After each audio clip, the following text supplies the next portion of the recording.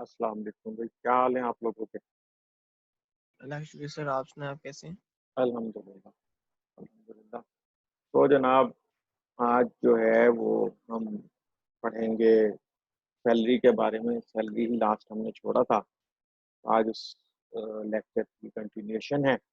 लेकिन इससे पहले मैं आपको थोड़ा सा रिवाइज करवाने के लिए बता दूं कि हमने अभी तक क्या पढ़ा है। हमने ये पढ़ा है तो सबसे पहले हमने ये डिटरमिन करना है कि कैटेगरी कौन सी है एक पर्सन की, क्योंकि हमने एक पर्सन के लिए, उसके टैक्स ईयर के लिए, उसकी टैक्सेबल इनकम पे टैक्स वर्कआउट करना।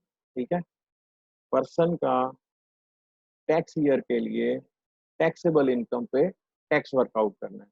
तो सबसे पहले हमने जब पर्सन पढ़ा तो हमें पता लगा कि पर्सन की ब्रॉडली तीन कैटेगरीज हैं। एक कैटेगरी है इंडिविजुअल की, एक कैटेगरी है AOP, company, artificial juridical person, etcetera etcetera. वो एक कैटेगरी है जिसमें गवर्नमेंट्स आती है, जिसमें आपकी फेडरल गवर्नमेंट आती है और जिसमें आपकी फॉरेन गवर्नमेंट या कोई जो है फॉरेन जो आपकी जो है पॉलिटिकल विंग्स जो होते हैं उसके फॉरेन गवर्नमेंट के, वो आते हैं। तो जब हमें ये पता लग गया कि एक पर्सन को ब्रॉडली तीन कैटेगरीज में तकसीम किया जाता है, तो उसके बाद हमने उसका रेजिडेंशियल स्टेटस मालूम करना होता है, क्योंकि जो रेजिडेंट है उसकी ग्लोबल इनकम पे टैक्स होता है और जो नॉन रेजिडेंट है उसका सिर्फ Pakistani source of income tax होता है। तो फिर हमने रेजिडेंशियल स्टेटस पता किया कि इन तीनों कैटेगरीज में रेजिडेंशियल स्टेटस कैसे होगा। इंडिविजुअल जो है उसका हमें पता लगा कि अगर वो 183 दिन या उससे ज्यादा पाकिस्तान में मौजूद रहा हो एक साल के अंदर, तो वो रेजिडेंट हो जाएगा। अगर वो एक साल में 183 दिन से कम है तो फिर दूसरी कंडीशन देखेंगे, और वो क्या है कि वो 120 दिन उस साल में और उससे पिछले 4 साल में 365 दिन रहा हो। अगर ये कंडीशन भी मीट हो जाती है, ये दोनों कंडीशंस मीट हो जाती हैं, यानी अगर 183 दिन वाली हो जाती है फिर तो वो रेजिडेंट है। अगर 183 दिन वाली नहीं होती तो फिर ये दो कंडीशन मीट होना जरूरी है, क्या कि उस साल में 120 दिन और उससे पिछले 4 सालों में 365 दिन। अगर ये मीट हो जाती है दोनों कंडीशंस, तो फिर भी वो रेजिडेंट हो जाएगा। कंपनी की सूरत में रेजिडेंशियल स्टेटस डिटरमिन करने के लिए हमें ये देखना है कि एक साल में होलली उसके जो किसी भी टाइम पे, any time in the year, उसके होलली जो ब्रेन है या उसकी डिसीजन मेकिंग है या कंट्रोल है वो पाकिस्तान में होना चाहिए। और एओपी के लिए होलली और partly in any part of the year वो पाकिस्तान में होना चाहिए। ठीक है, तो फर्क क्या है? जब कंपनी का रेजिडेंशियल स्टेटस मालूम करना होगा तो होलली इन पाकिस्तान होना चाहिए, और जब एओपी का होगा तो होलली या पार्टली भी इन पाकिस्तान है तो वो रेजिडेंट हो जाएगी। जब हमने रेजिडेंशियल स्टेटस मालूम कर लिया तो फिर हमने मालूम करना था कि अब टैक्स ईयर कैसे पता लगेगा। मैंने आपको बताया टैक्स ईयर जो है वो तीन किस्म के हैं: normal tax year, special tax year और ट्रांजिशनल टैक्स ईयर। जो नॉर्मल टैक्स ईयर था वो ये था कि जो फाइनेंशियल ईयर है, जिस कैलेंडर ईयर में वो फाइनेंशियल ईयर खत्म होता है, वो उसका जो है टैक्स ईयर होगा। फॉर एग्जाम्पल 30/6, 12 महीने का पीरियड होता है टैक्स ईयर, और वो 30 जून को खत्म हुआ। तो अब ये 30 जून फॉर एग्जाम्पल 2020 जो है, जो अभी आएगा, ये कैलेंडर ईयर 2020 के अंदर फॉल कर रहा है, यानी 1 जनवरी 2020 से 31 दिसंबर 2020, तो इसका टैक्स ईयर 2020 ही गिना जाएगा। स्पेशल टैक्स ईयर क्या होता है? जब आपको टैक्स ईयर अलाउ कर दिया जाता है other than normal tax year, तो वो स्पेशल ईयर कहलाता है। अब फर्ज कीजिए कि मैं आज डिसाइड कर लेता हूँ कि मैंने नॉर्मल टैक्स ईयर नहीं रखना, और मैं टैक्स डिपार्टमेंट से जो है या एफबीआर से मैं रिक्वेस्ट करता हूँ कि मेरा ईयर एंड चेंज कर दें, और मेरी रीजन इतनी वैलिड है कि वो चेंज कर देते हैं। तो अब क्या होगा कि सबसे पहले तो मुझे देखना पड़ेगा कि मैंने लास्ट रिटर्न कब फाइल की। अब मेरी लास्ट रिटर्न जो गई हुई है वो 30/6/2019 की गई होगी। 30/6/2019 की रिटर्न चली गई, तो अब पीरियड पीछे से अगर मैं कैलेंडर ईयर को अपना टैक्स ईयर बना लूं नया, उनसे इजाजत लेके, तो अब मुझे 1 जनवरी 2020 से लेके 31 दिसंबर 2020 तक की एक रिटर्न फाइल करनी है। तो ये जो बीच का पीरियड है, यानी 1 जुलाई 2019 से लेके और 31 दिसंबर 2019 तक का, इसके लिए मुझे एक और रिटर्न फाइल करनी पड़ेगी जिसे हम कहेंगे ट्रांजिशनल पीरियड रिटर्न। ठीक है, अब बात आ जाती है कि ये जो 1 जनवरी से लेके और 31 दिसंबर तक का पीरियड है, जो कि नया मेरा टैक्स ईयर है, उसका टैक्स ईयर कैसे डिटरमिन करेंगे? तो हम सबसे पहले ये देखेंगे कि किस फाइनेंशियल ईयर में ये फॉल कर रहा है। तो 31 दिसंबर जो है वो 1 जुलाई 2020 से लेके और 30/6/2021 तक फॉल कर रहा है। तो ये फाइनेंशियल ईयर जिस कैलेंडर ईयर में जाके एंड हो रहा है, वही आपका टैक्स ईयर होगा। तो अब ये एंड हो रहा है जाकर 1 जनवरी 2021 से लेके 31 दिसंबर 2021 तक, तो वही उसका टैक्स ईयर होगा, यानी कि टैक्स ईयर 2021। तो 2019 की रिटर्न मैंने फाइल कर दी, 2021 की ये हो जाएगी, और वो जो ट्रांजिशनल पीरियड है वो कहलाएगा टैक्स ईयर 2000 क्या? बोलो भाई। तो 21 2020। 21 तो मेरा जो 2020 स्पेशल टैक्स ईयर है वो कहलाएगा ना। ये देखो मैं यस आपको दोबारा बता,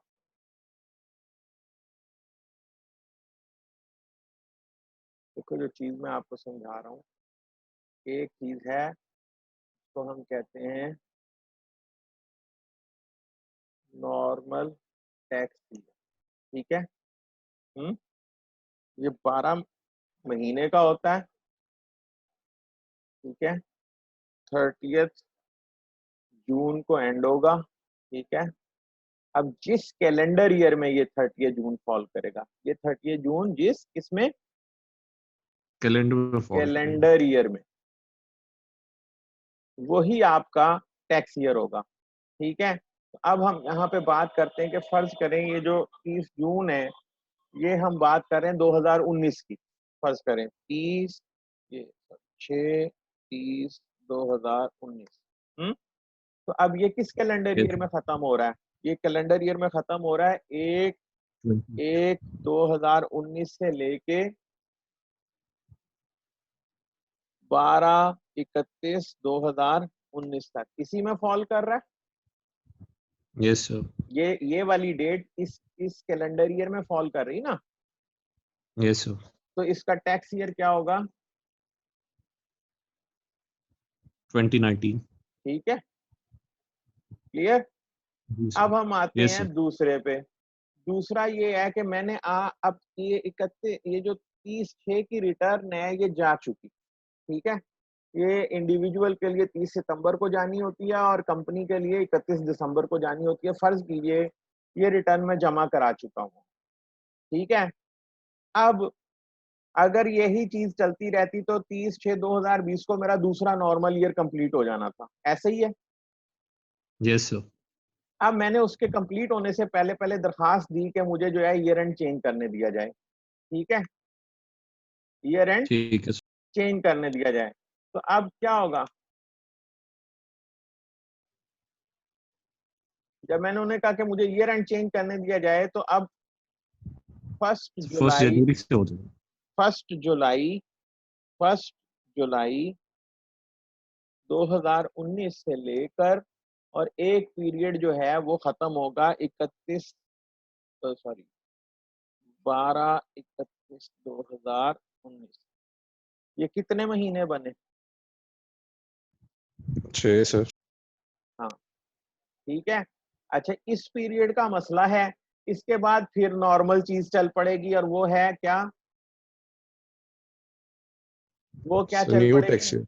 वो 12 महीने का टैक्स ईयर आपका चल पड़ेगा। वो कहाँ से चलेगा? 1/1/2020 से लेकर और 31 सॉरी 12/31/2020, ठीक है ना? क्लियर है? Yes sir. अब ये भी 12 महीने का पीरियड है, और मैंने आपको बताया टैक्स ईयर हमेशा 12 महीने का होता है सिवाय ट्रांजिशनल पीरियड के। तो अब ये जो ट्रांजिशनल पीरियड है, ये जिस साल जिस कैलेंडर ईयर में फॉल कर रहा है, जिस फाइनेंशियल ईयर में फॉल कर रहा है, ये जिस कैलेंडर ईयर में फॉल कर रहा है, ये जो एंड है इसका, वही इसका टैक्स ईयर होगा। यानी ये टैक्स ईयर होगा आपका 2020, ठीक है। क्योंकि ये जिस फाइनेंशियल ईयर में फॉल कर रहा है, वो फाइनेंशियल ईयर जिस कैलेंडर ईयर में फॉल कर रहा है, वो यहाँ पे मैं थोड़ा सा आपको बना दूं कि आपने फाइनेंशियल ईयर देखना है कि वो इस कैलेंडर ईयर में फॉल कर रहा है। ठीक है, तो ये वाला जो पीरियड है, अगर ये फाइनेंशियल ईयर कंप्लीट होता तो ये जाके कहाँ कंप्लीट होता? 20 में सर। 30/6/2020 में। तो वो फाइनेंशियल ईयर जो 30/6/2020 को खत्म हो रहा है, वो किस कैलेंडर ईयर में फॉल कर रहा है? 20 में सर। हाँ जी, ठीक है, वो फॉल कर रहा है 1/1/2020 से 12/31/2020 तक। तो इसका टैक्स ईयर हो गया 2020। अच्छा, इसी तरह अब ये स्पेशल ईयर आ गया। अब ये किस फाइनेंशियल ईयर में फॉल कर रहा है? इसका फाइनेंशियल ईयर क्या है? ये क्या है फाइनेंशियल ईयर एंड? सर इसका फाइनेंशियल ईयर एंड तो होगा जाके 20 में आई गेस, क्योंकि नया टैक्स ईयर नहीं, शुरू हो गया। 20 देखो ना, वो तो ठीक हो गया, ठीक हो गया। 20 में जो खत्म हो रहा था वो तो ये वाला था। अब ये तो 31, ये तो देखो ना, अगर ये ये 31/12/2020 को जाके खत्म हो रहा है, तो जो अगर 20 वाला फाइनेंशियल ईयर है वो तो इससे पीछे रह जाएगा। ये किस फाइनेंशियल ईयर में खत्म होगा? तो ये फिर नेक्स्ट ईयर में हो जाएगा। ऑब्वियस है कि क्योंकि ये जो पीरियड है 31/12 वाला, ये 1 जुलाई 2020 से लेके 30/6/2020 के 2021 के दरमियान पड़ेगा। फाइनेंशियल ईयर क्या होगा इसका? 7/1/2020 से लेकर, और ये फॉल कहाँ करेगा जाके? 6/30/2021 तक। ऐसे ही है। यस हम्म, यस सर। यस क्योंकि सर। ये वाली जो पीरियड है, एंड डेट देखनी है आपने एक्चुअली, ये डेट देखनी होती है आपने, ये कहाँ फॉल करेगी। तो ये जो डेट है ये इस बैंड के अंदर फॉल करेगी ना। सर ये तो सही है, लेकिन फिर वो चेंज कराने का क्या फायदा हुआ? मैं बता रहा टैक्स हूँ ना, ईयर ये इसके अंदर फॉल करेगी ना। ठीक है, सही है। तो अब ये फाइनेंशियल ईयर जो है हमारा वो कब खत्म हो रहा है? अब ये ऊपर वाली हेडिंग को जरा सामने रखना। ये फाइनेंशियल ईयर हमारा खत्म हो रहा है 6/30/2021 को, और ये किस कैलेंडर ईयर में फॉल कर रहा है? सही 20 वाले में। हाँ, ये कर रहा है 1/1/2020 से लेकर, और सॉरी, 1/1/2021 से लेकर 12/31/2021। ये जो कट ऑफ डेट है, ये ये जो कट ऑफ डेट है, ये इस बैंड के कैलेंडर ईयर के अंदर फॉल कर रही है। Am I right? Yes sir. Yes sir. तो इसलिए जिस बैंड के कैलेंडर ईयर के अंदर ये फॉल कर रही है वही इसका टैक्स ईयर होगा। Tax year. ठीक है, ये हो गया क्लियर। Yes sir. चलो, अब यहां से हम आगे निकलते हैं। हमने सैलरी पढ़ा था। सैलरी मैंने आपको बताया था कि सैलरी जो है वो किसी भी एम्प्लॉयर की तरफ से एम्प्लॉय को जो बोनस, रेमुनरेशन, कोई अलाउंस, कुछ चीज मिलती है, वो उसकी सैलरी कहलाती है। सैलरी को ब्रॉडली 3 हिस्सों में हमने तकसीम किया था। एक जो आपकी सैलरी, बोनस, वेजेस, ये, दूसरे परक्विजिट्स, और तीसरे अलाउंसेस। ठीक है,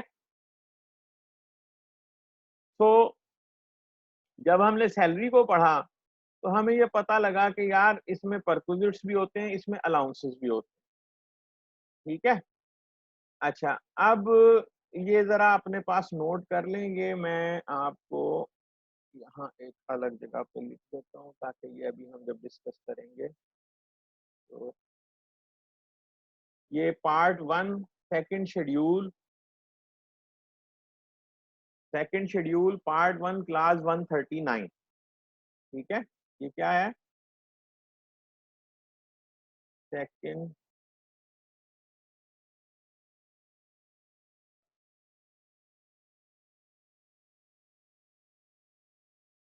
second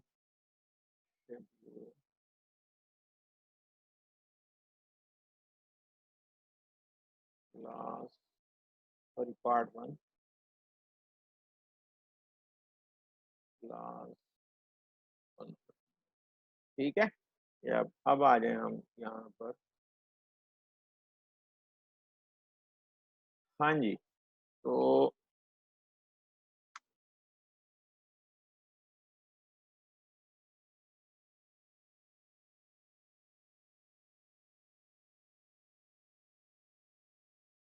चल रहे ये तो rules आ गए।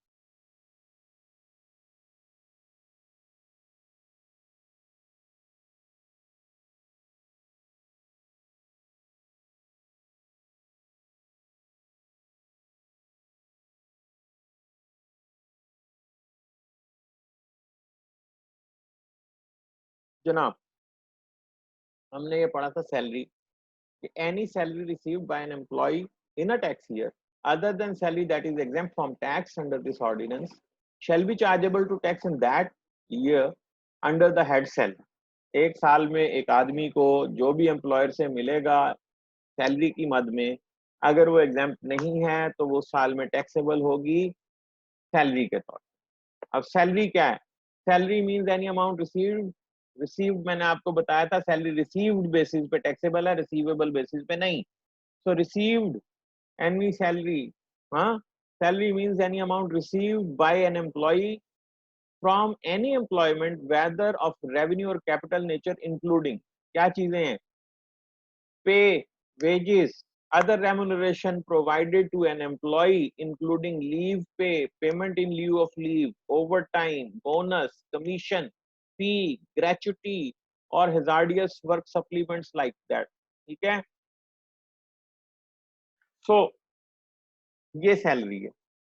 ठीक है, परक्विजिट्स हैं, अलाउंसेस हैं। अच्छा, अलाउंसेस और परक्विजिट्स तो ये हो गया ना, पर्क आपको कोई दे दिया, घर दे दिया। बाज दफा होता है कि आपकी भी जगह एम्प्लॉयर पेमेंट कर देता है आपको, आपके किसी एसोसिएट को या किसी थर्ड पार्टी को।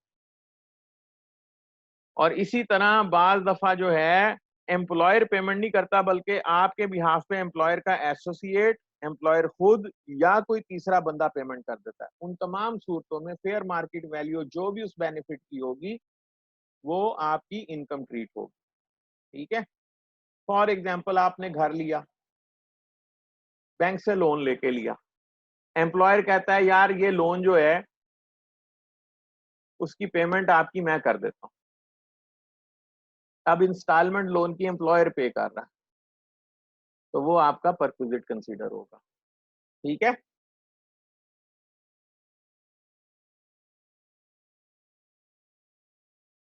अच्छा, अब ये हमने सारा पढ़ लिया था कि इसमें क्या क्या शामिल है। अब आ जाते हैं वैल्यूएशन ऑफ परक्विजिट्स के ऊपर, कि परक्विजिट आपको जो मिलेंगे उनको वैल्यू कैसे करना है।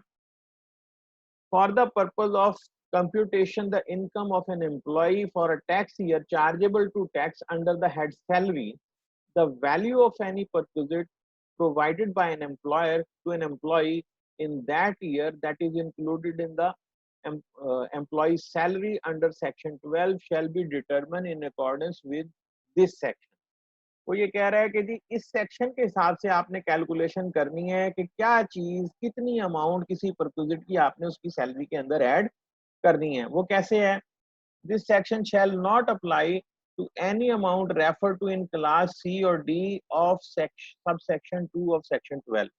पहली चीज तो उसने एक एक्सेप्शन दे दी कि जो सेक्शन सी, जो क्लास सी और डी है, सब सेक्शन 2 ऑफ सेक्शन 12, वो कौन सा था जी? सब सेक्शन 2 ऑफ सेक्शन 12 ये था। इसकी क्लास कौन सी थी?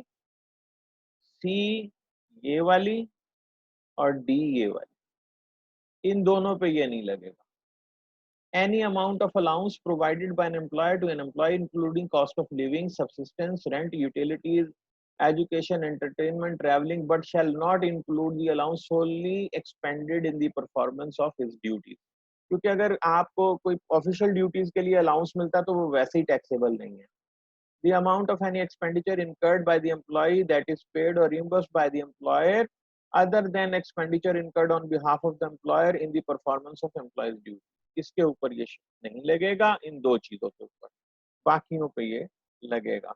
अच्छा क्या है जी, where in a tax year a motor vehicle is provided by an employer to an employee wholly or partly for private use of the employee, the amount chargeable to tax to the employee under the head salary for that year shall include an amount computed as may be prescribed। अब उन्होंने कहा जी as may be prescribed।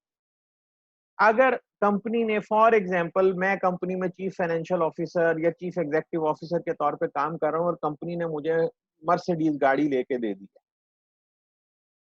अब मेरी salary में कैसे उसको tax किया जाएगा ये बताएगा रूल, जो प्रेस्क्राइब किया जाएगा। अब वो रूल क्या है, इनकम टैक्स रूल्स में आप जाएं, इनकम टैक्स रूल्स में ये आपका चैप्टर 2 है, रूल 3 और 4 और 5, ये 3 रूल्स हैं जो वैल्यूएशन को डील करते हैं। वैल्यूएशन ऑफ कन्वेंस में, यानी अगर मुझे गाड़ी फराहम की हो तो वो कहते हैं कन्वेंस की वैल्यूएशन किस तरह करनी है। The value of conveyance provided by the employer to an employee shall be taken equal to an amount below. अब क्या है, जहां partly for personal and partly for official use के लिए हो तो 5% of what the cost to the employer for acquiring the motor vehicle or the fair market value of the motor vehicle at the commencement of the lease if the motor vehicle is taken on lease by the employer। तो उसमें वो कह रहा है कि जो भी cost of motor vehicle होगी, अगर मैंने मर्सिडीज लिया, फर्ज करें वो करोड़ रुपए की है, तो करोड़ रुपए का 5% कितना हुआ? हाँ जी, 5 लाख से। हाँ, वो मेरी इनकम में ऐड हो जाएगा, ठीक है। और अगर लीज पे लिया है तो जो उसकी फेयर मार्केट वैल्यू थी लीज के स्टार्ट में, अगर फर्ज करें वो भी 1 करोड़ रुपए थी तो तब भी है। दोनों सूरतों में मतलब आपने सबसे पहले देखना है, अगर एम्प्लॉयर ने खुद खरीद के दी है तो फिर उसकी कॉस्ट का 5%, और अगर लीज पे लेके दिया है तो जो उसकी फेयर मार्केट वैल्यू डिटरमिन हुई है उसका 5%। यहां तक कोई प्रॉब्लम? ये है अगर partly for personal partly for official use हो, यानी मैं घर में भी यूज कर रहा हूँ वो गाड़ी और मैं कंपनी के लिए भी यूज कर रहा हूँ, ठीक है। लेकिन अगर मैं सिर्फ पर्सनल यूज कर रहा हूं तो 5% की बजाय 10% हो जाएगा, बाकी चीजें वैसी रहेंगी। यहां तक आपको बात क्लियर हो गई? अगर मुझे एम्प्लॉयर गाड़ी देगा तो क्या होगा?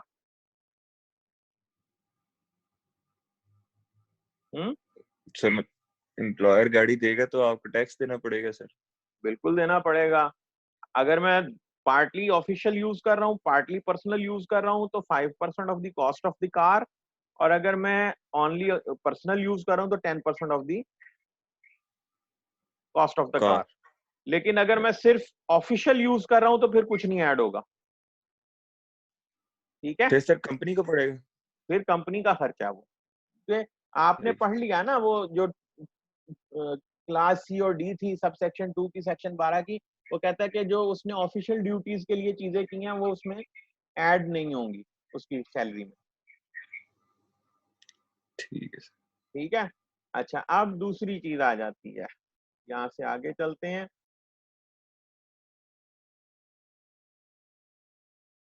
ये तो हो गई मोटर व्हीकल, मैंने आपको बता भी दिया कि रूल प्रेस्क्राइब हुआ हुआ।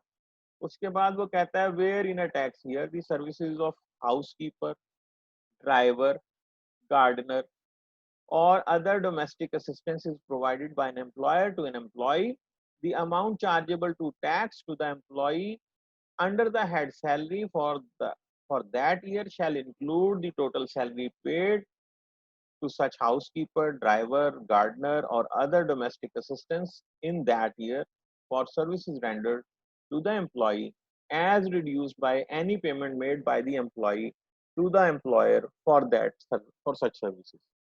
अच्छा फर्ज कीजिए अब मैं अगर एज ए चीफ एग्जीक्यूटिव हूं, उन्होंने मुझे कुक भी दे दिया, ड्राइवर भी दे दिया, गार्डनर भी दे दिया, अब उसकी एक सैलरी जाएगी, ठीक है। वो सैलरी कौन दे रहा है? मेरी कंपनी दे रही है, ठीक हो गया। तो जितनी सैलरी वो दे रहे हैं वो मेरी इनकम में ऐड हो जाए, ठीक हो गया। फर्ज कीजिए 20,000 रुपए पर मंथ ड्राइवर को दे रहे हैं, 20,000 रुपए पर मंथ गार्डनर को दे रहे हैं, 20,000 रुपए पर मंथ जो है वो दे रहे हैं उसको, क्या नाम लेते हैं, डोमेस्टिक असिस्टेंस जो नौकर है उसको, खान जो भी कह लें आप उसको, और 20 जो है वो इसी तरह करके वो 20,000 रुपए पर मंथ जो है वो दे रहे हैं मेरे जो है चौकीदार को 20,000 रुपए मंथ। इस तरह करके वो 5 एम्प्लॉई हैं मेरे, जो मेरे घर में काम कर रहे हैं 20-20 हजार रुपए पे, लेकिन उसका खर्चा कौन दे रहा है? कंपनी। कंपनी। तो अब 5 एम्प्लॉइज की 20-20 हजार सैलरी करके टोटल कितनी बन गई महीने की?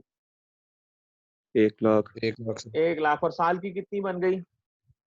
12 12 लाख से लाख। तो मेरे सैलरी के अंदर 12 लाख रुपया ऐड हो जाएगा टैक्सेबल पर्पज के लिए।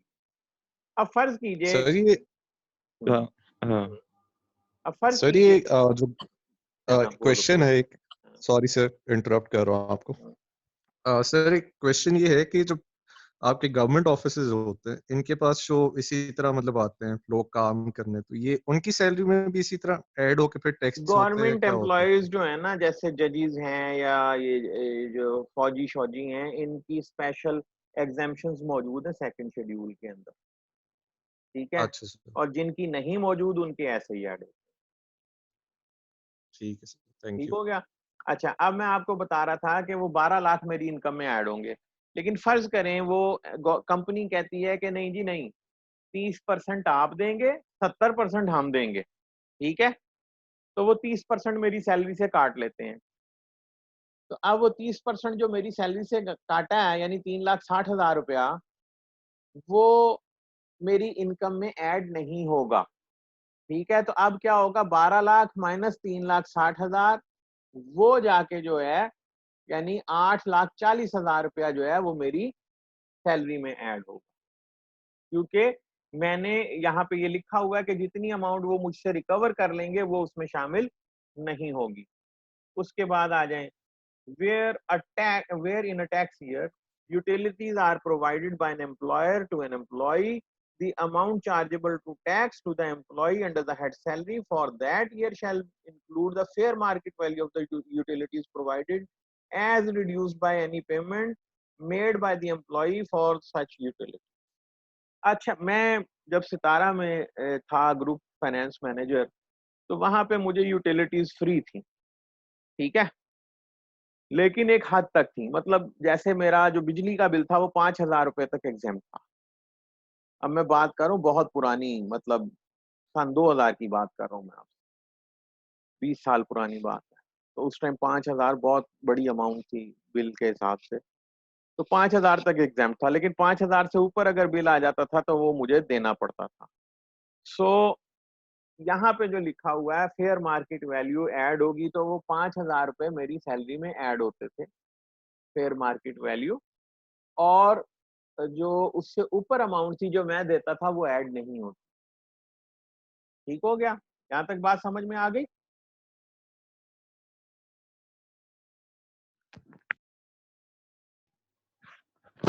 सर ये ऐड होती है तो फिर हमें टैक्स देना पड़ता है? मतलब जी वो बिल्कुल आपने बताया था कि 360 पर्सनल अगर वो निकल जाता है कि हमारे से लेते हैं, तो बाकी जो 840 है उस पे हाँ वो कंपनी टैक्स टैक्स होगा। पे या 360 पे हम करते हैं? नहीं नहीं, 360 पे तो टैक्स नहीं ना लगा, वो निकाल दिया ना इनकम में से। वो तो दिया ही हमने। हाँ वो तो दिया ही हमने। तो वो जो हाँ जी। 840 है उस पे हम टैक्स देंगे। उस पे हम देंगे, कंपनी देगी सर? कंपनी क्यों देगी? वो मेरी सैलरी है तो मैं टैक्स दूंगा ना, अनलेस के मैंने नहीं कंपनी वो से ये तो सर मुआयदा। हमें उन्होंने वो सर हमें उन्होंने उनके लिए दी थी ना सैलरी, जो मतलब आपने बताया बटलर हो गया, कुक हो गया। हाँ तो वो बेनिफिट है ना जो उन्होंने मुझे दिए हैं।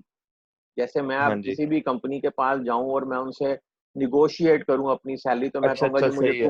कुक भी चाहिए, तो वो ये भी सैलरी के चाहिए। साथ एक्स्ट्रा बेनिफिट्स जो आए हैं वो जी उनको उन्होंने एज आपको वो फाइनेंशियली पे कर दिया, तो वो बाकी उस पे भी टैक्स पे करना पड़ेगा बिल्कुल, हमें? ठीक है ना?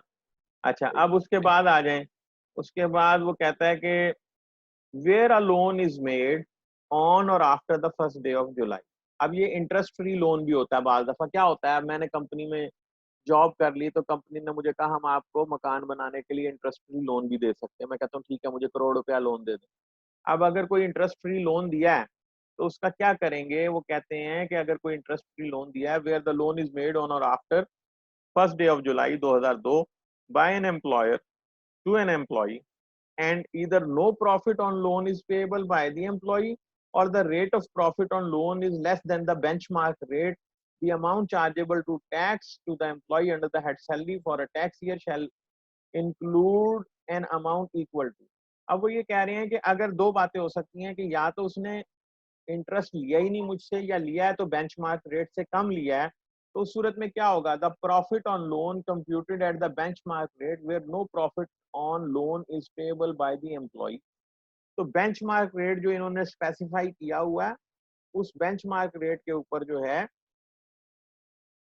तो हम प्रॉफिट कैलकुलेट करेंगे और वो मेरी सैलरी में टैक्सेबल इनकम के तौर पर ऐड हो जाएगा कि वो मैं अगर बैंक से लोन लेता तो वो मुझे देना पड़ता, तो ये मुझे एक बेनिफिट दे रही है कंपनी, तो वो बेनिफिट जो है वो टैक्स हो जाएगा।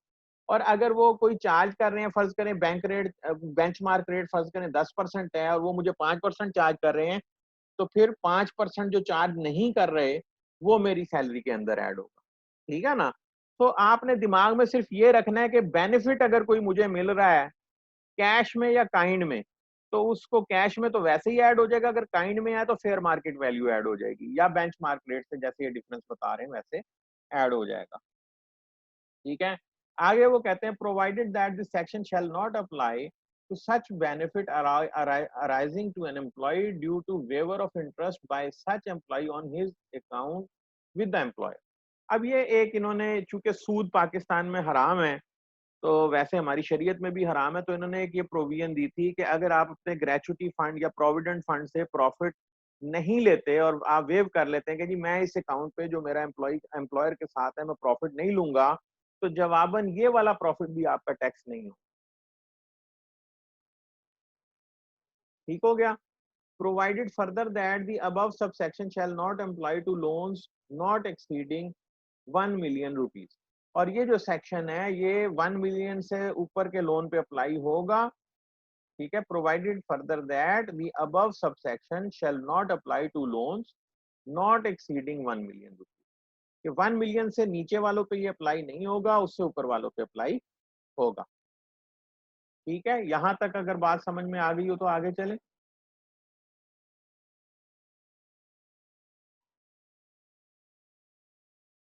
For the purpose of this ordinance not including subsection 7 जो ऊपर पढ़ा है अभी हमने, where the employee uses a loan referred to in subsection 7 wholly or partly for acquisition of any property or asset producing income chargeable to tax under any head of income, the employee shall be treated as having paid an amount as profit equal to the benchmark rate on the loan or that part of the loan used to acquire any asset or property। अगर आप कोई ऐसा मसलन आप एक घर लेके उसे किराए पे दे देते हैं, अब उसका किराया तो टैक्सेबल है ना, किराए को तो आप टैक्स करवाएंगे इनकम फ्रॉम प्रॉपर्टी के तौर पे।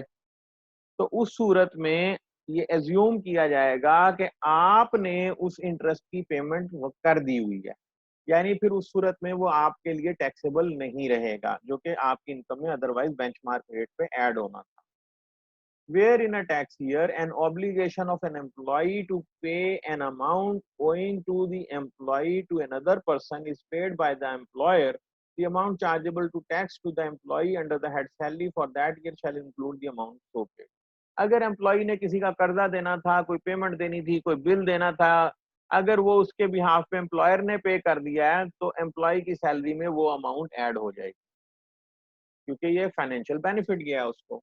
तो अगर आप क्रक्स देखें तो क्रक्स ये है कि जहां पे भी एम्प्लॉयर इन कैश या इन काइंड एम्प्लॉय के बिहाफ पे कुछ कर रहा है तो वो उसकी सैलरी में ऐड होना ही होना। Where in a tax year properties transferred or services are provided by an employer to an employee, the amount chargeable to tax to employee under the head salary for that year shall include the fair market value of the property or services determined at the time the property is transferred or the services are provided as reduced by any payment made by the employee for the property or services। अब ये क्या है, फर्ज करें मैं काम कर रहा हूँ सैमसंग, ठीक है, सैमसंग ने मुझे जो है वो कर्व टीवी दे दिया जो 5 लाख रुपए का। अब ये प्रॉपर्टी मुझे ट्रांसफर कर दी being an employee free of cost. तो मेरी सैलरी में उसकी फेयर मार्केट वैल्यू जो है वो ऐड हो जाएगी। या दूसरे उसमें देख लें, मैं एक ऐसी कंपनी में डेवू शेवू में या पीआईए में मैं काम कर रहा हूँ और वो मुझे जो है हर महीने 2 एयर टिकट्स देते हैं, हर महीने 2 एयर टिकट्स देते हैं, तो वो जो सर्विसेज जो एयर टिकट्स हैं वो मेरी सैलरी में ऐड हो सकती हैं। वो उसमें एक और प्रोविजन आती है लीव एनकैशमेंट और लीव फेयर असिस्टेंस वगैरह, वो हम बाद में पढ़ेंगे। लेकिन अभी फिलहाल आपके लिए ये है कि अगर वो कोई सर्विसेज दे रहे हैं, फर्ज करें मैं एक कंपनी है, एक ग्रुप ऑफ कंपनीज में काम करता हूँ, उसमें एक कंपनी है जो जेनिटोरियल सर्विसेज भी प्रोवाइड करती है। तो वो क्या कहते हैं, वो कहते हैं शाह साहब आपके घर की जेनिटोरियल सर्विसेज हम प्रोवाइड कर देते हैं, तो वो जो उनके जेनिटर्स आके मेरा घर साफ कर जाते हैं। तो वो जो सर्विसेज मुझे दे रहे हैं उसकी फेयर मार्केट वैल्यू जब सर्विस प्रोवाइड की गई वो मेरी सैलरी में ऐड हो, सैलरी इनकम के तौर। बात समझ आई यहाँ पे कि नहीं? सर थोड़ी और रोशनी डाल दे। रोशनी ये है बच्चे कि अगर मैंने कंपनी से कोई भी चीज ली फ्री ऑफ कॉस्ट या कम पैसों पे, तो जितना भी उसकी फेयर मार्केट वैल्यू है वो मेरी सैलरी में ऐड हो। Simple is that.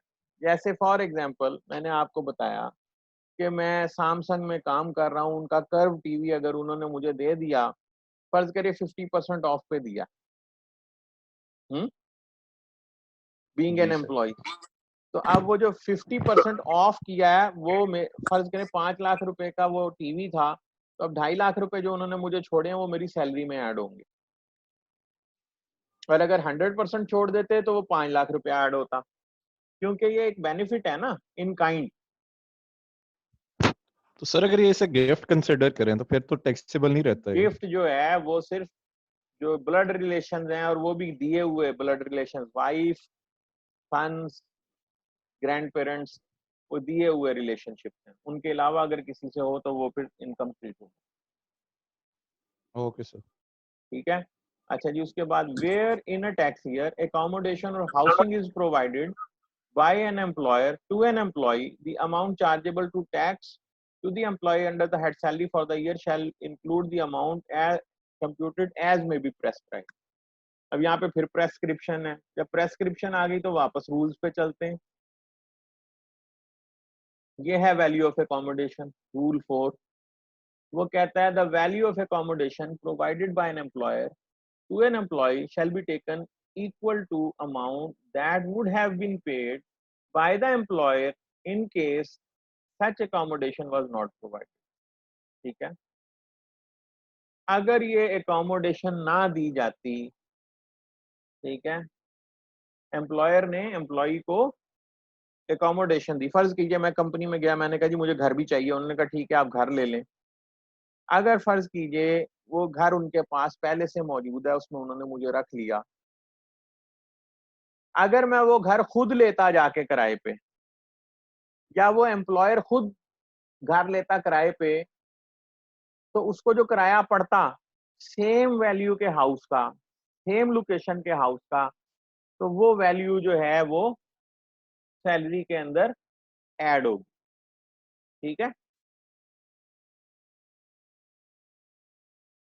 यानी एम्प्लॉयर अगर वो इंडिपेंडेंटली घर लेता जो उसके पास ऑलरेडी मौजूद है, तो उसका जो किराया उसे देना पड़ता। फर्ज कीजिए कि अगर वो डिफेंस फेज 5 में घर है, 1 कनाल का घर है, अगर वो एम्प्लॉयर के पास पहले से मौजूद है, उसने वो मुझे दे दिया, मैं उसमें रह रहा हूँ। अब अगर वो वहां पे उस लोकेलिटी में किराया जो है वो 2 लाख रुपए महीना है उसी जैसे घर का, तो फिर 2 लाख रुपए महीना मेरी सैलरी में ऐड हो जाएगा, यानी 24 लाख रुपए मेरी सैलरी में साल के ऐड हो जाएंगे एज ए कन्वेंस अलाउंस जो है वो